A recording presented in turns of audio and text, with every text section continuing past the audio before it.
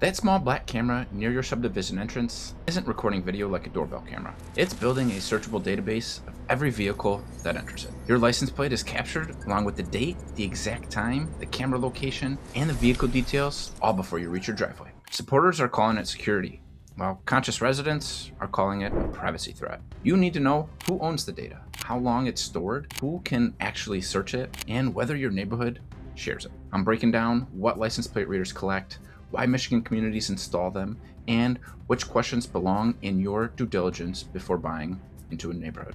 This is general education, not legal advice. HOA contracts, police policies, and state laws vary, so verify the rules for your specific neighborhood.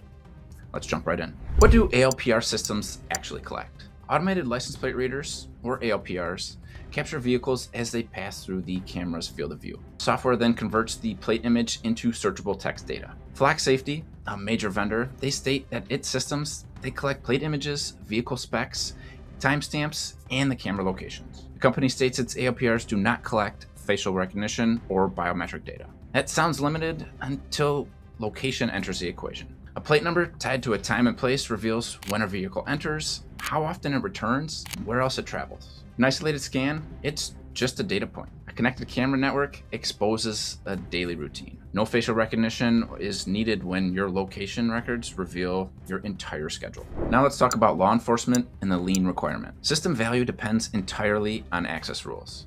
The Michigan State Police uses ALPRs on select public roadways to locate vehicles that are tied to active investigations. When a camera scans a plate, it checks state and federal databases, including the Law Enforcement Information Network, or the LEIN. Michigan State Police policy strictly requires an ALPR hit to be verified through lien before officers can actually take action. A camera alert is an investigative lead, not an automatic conviction. Plates can be misread, vehicles change owners, and the driver may not be the registered owner. FLAC's own policies acknowledge that computer translations can fail, requiring human confirmation before taking enforcement action.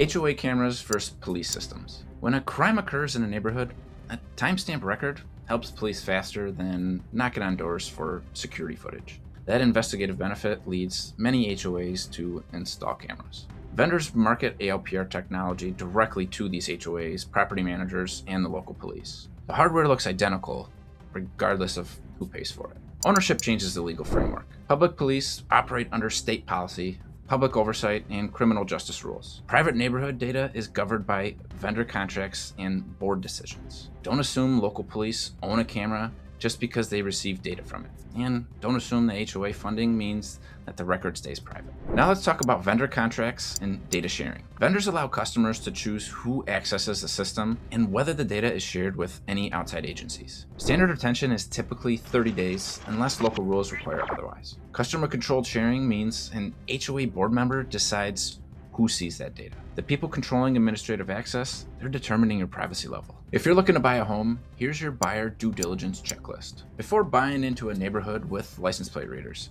request the written surveillance policy in writing. Don't accept a verbal promise from a listing agent. Confirm who signed the contract and which board members hold login accounts. A proper policy defines valid search reasons, access approvals, data sharing rules, and penalties for improper searches. Get a specific number for data retention days. Find out if exported investigative data is stored permanently after automatic deletion.